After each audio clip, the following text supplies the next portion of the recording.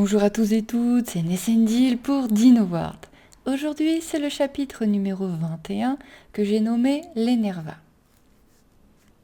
Anastasia était très impressionnée. En face d'elle, à peine visible au haut de son dinosaure, le chef du clan Nerva leur faisait face. La bête, un T-Rex, était tout bonnement immense, avec une carrure robuste et une tête massive. Ses écailles brillaient et sa queue épaisse battait l'air avec nervosité. Certainement une monture à ne pas mettre dans toutes les mains. Assise sur Diablo, Anastasia n'en menait pas large. On lui avait appris que ce chef se nommait Gaius et qu'il était un homme dur, strict et froid. Elle le croyait parfaitement, du peu qu'elle voyait de lui avec la hauteur. Sur sa bête de guerre, avec sa tenue blanche et ses cheveux noirs, il lui faisait penser à Jules César. De chaque côté de lui se trouvait un homme sur un carneau, animal déjà de bonne taille comme celui de Lou, son chef à elle. Le reste des hommes étaient sur des raptors, comme une partie des leurs. Malheureusement, le clan Sky n'avait que 4 raptors et un carneau. Les autres gardes montaient des parasaures. Toutefois, lorsqu'Arthur arriva sur son tigre à dents de sabre, Anastasia put remarquer l'étonnement des ennemis qui échangèrent des regards. Il y eut même des murmures, et le chef Nerva fronça les sourcils, comme agacé par cette apparition. Sa monture grogna légèrement sous cette montée de tension bien palpable. Même si leur effectif était moins impressionnant, les Sky venaient de gagner des points avec leur tigre. Fière malgré elle, Anastasia se tient bien droite sur Diablo, la tête haute et les lèvres pincées.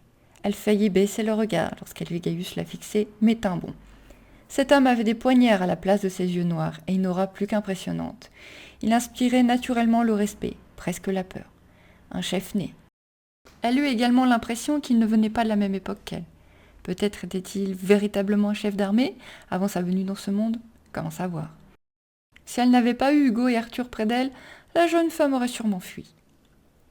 Chacun restait sur sa monture. Le silence était pesant, lourd de tension. Les hommes se jaugeaient du regard, et les animaux commençaient à piaffer d'impatience sous cette pression.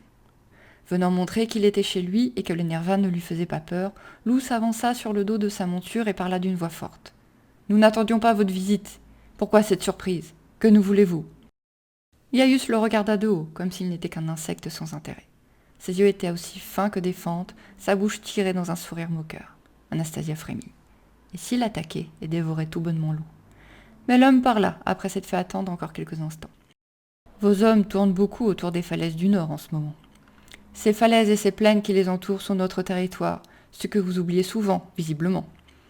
Lou ne se démontait pas. Anastasia était impressionnée. Gaius accentua son sourire, un sourire plein de menaces. La T-Rex qui est là-bas est à nous. Ne vous en approchez plus. Vraiment? Avec un seul dresseur? Gaius perdit son sourire tandis que Lou montrait du pouce un jeune homme chevauchant l'un des carneaux. Avec sa grande taille, sa carrure d'athlète et sa peau caramel, il était très bel homme. Nous avons aussi repéré cet animal et nous comptons l'apprivoiser.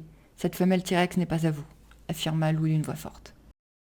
Le T-Rex du chef Nerva s'ébroua à ce moment-là, comme s'il n'était pas d'accord avec l'affirmation de l'homme.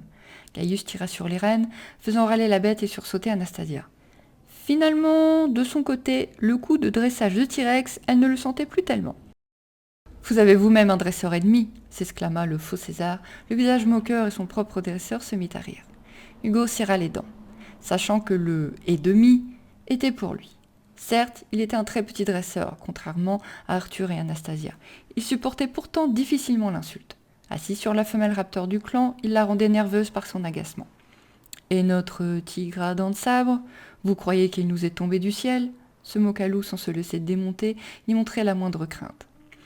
Comme s'il avait compris que l'on parlait de lui, Hugo rugit avec force à ce moment précis, arrachant un sourire à Arthur, très fier d'être sur son dos. Cette fois, Gaius ne souriait plus du tout. Il soutint le regard de Lou avant d'observer Arthur et sa monture un instant, jusqu'à ce que son regard noir se pose sur Anastasia, positionnée juste à côté sur son jeune raptor. « C'est une dresseuse, affirma le métis sur son carneau. Son énergie est plutôt impressionnante. » Il lança un sourire aux dents blanches à la jeune femme qui ne sut pas trop comment le prendre. Ce type avait un sourire de mannequin, presque aussi magnifique que celui d'Hugo, qui d'ailleurs grommelait sur son raptor. « Je vois, » répondit simplement le chef Nerva, en fixant toujours la jeune femme qui de son côté était de plus en plus nerveuse. « Contrairement à vous, nos 3 dresseurs n'auront aucun mal à apprivoiser ce T-Rex. Alors laissez-nous faire, » affirma Lou, refusant de laisser du terrain à cet homme. Silence. Le chef réfléchissait pendant que son unique dresseur observait sans aucune discrétion Anastasia. Ça en était gênant. La jeune femme se sentit rougir malgré elle, sous les yeux clairs du jeune homme. Il avait les cheveux coupés très courts, noirs, la peau d'un beau caramel doré et une musculature à rendre jaloux bien des hommes, visible sous sa tunique ajustée près de son corps. Ses yeux bleu ciel étaient mis en valeur par sa peau foncée. « Bon, il a fini celui-là » râla tout bas Arthur, les mâchoires serrées. « Laisse-le, il fait son intéressant » lui répondit Hugo. Anastasia eut l'impression d'être transparente, comme si elle n'appartenait pas à la conversation et que son avis n'avait aucune importance pour les deux hommes. Elle fit la moue, comme une gamine agacée par la surprotection de ses deux frères. Vous comprendrez que réunir un couple de T-Rex nous intéresse, coupa Gaius pour Lou. Que vous ayez pour vous un couple ne nous intéresse pas vraiment, répondit-il. Vous êtes déjà bien assez puissant, destructeur. Et nous sommes jusqu'à présent de bons voisins, affirma le chef Nerva en fronçant ses sourcils noirs. Nous vous respectons, à l'heure actuelle. Vous vous contentez de massacrer les nouveaux ? C'était sorti tout seul, et Anastasia se mordit la langue sous son propre affront. Est-elle devenue totalement folle d'attaquer même verbalement un tel homme ? Bizarrement, alors que Lou la tuait du regard, Gaius se mit à rire. Elle manque pas de fougue, votre petite dresseuse. Je suppose que vous ne la vendez pas. Anastasia était choquée. Il parlait vraiment de l'acheter, là ? C'était forcément une blague. Effectivement, répondit Lou. Elle reste avec nous. Nous pourrions attaquer votre base et récupérer vos dresseurs à notre compte, poursuivit l'homme sûr de lui. Nous avions déjà fait une proposition à Arthur par le passé, et je suis encore à ce jour déçu de son refus. Vous pensez vraiment que mes hommes accepteront de travailler pour vous après un tel massacre ? Il a raison, appuya Arthur toujours sur son tigre. Vous ne pouvez pas nous obliger à dresser quoi que ce soit si nous le refusons. Et nous le refuserons si vous détruisez notre clan et tuez nos amis. N'obtiendrez rien de nous comme ça. Lou semblait très fier et se prit à sourire, ce qui était rare, très rare. Il décida de continuer sur cette lancée. Et avec un seul dresseur, vous n'irez pas loin. La T-Rex n'en fera qu'une bouchée avant même qu'il ne fatigue. Nouveau silence. Gaius semblait peser le pour et le contre. Anastasia était certaine qu'il était un homme intelligent et certainement un fin stratège. De longues minutes passèrent avant qu'il ne réponde à Lou. Même avec vos 3 dresseurs, la tâche ne sera pas aisée et dangereuse. 4 dresseurs rendraient la tâche aisée. Votre homme peut effectivement nous aider, mais cet animal sera à nous. Ce n'est pas négociable. Un œuf. Quoi ? Demanda Lou sans comprendre. Mon dresseur et les vôtres vont chercher la femelle T-Rex. Vous la gardez, mais le premier œuf est à nous. Œuf ? Demanda le chef Sky. Nous vous prêterons notre mâle le temps nécessaire pour avoir une ponte. Ok, c'était maintenant certain, les Nerva voulaient vraiment, mais vraiment, un autre T-Rex. D'un autre côté, ils se mettaient en position de faiblesse si leur mâle restait ici en échange d'un œuf et donc d'un bébé à élever. C'était le moment de définitivement poser une alliance.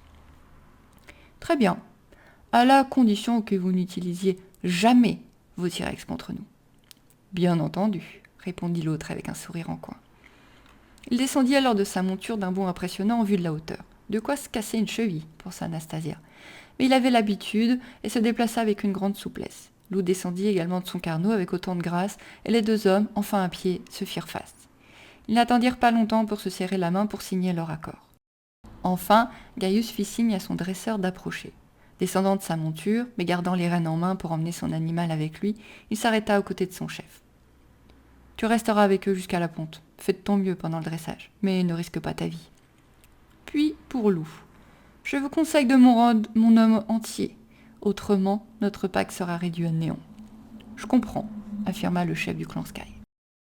Avec un signe de tête, le chef Nerva fit avancer son homme, lui indiquant de rejoindre son clan provisoire. Le nouveau venu se dirigea droit vers Anastasia. Il lui offrit son plus beau sourire et lui tendit une main en prononçant « Je m'appelle Tyler, et toi ?»« Anastasia, très heureux de te rencontrer. J'ai hâte de te voir à l'œuvre avec l'énergie que je sens émaner de toi. » affirma-t-il sans lui lâcher la main, l'emprisonnant plus que nécessaire dans la sienne tandis que la jeune femme rougissait. Arthur fronça les sourcils et crispa sa mâchoire. Ok, ce type l'agaçait déjà.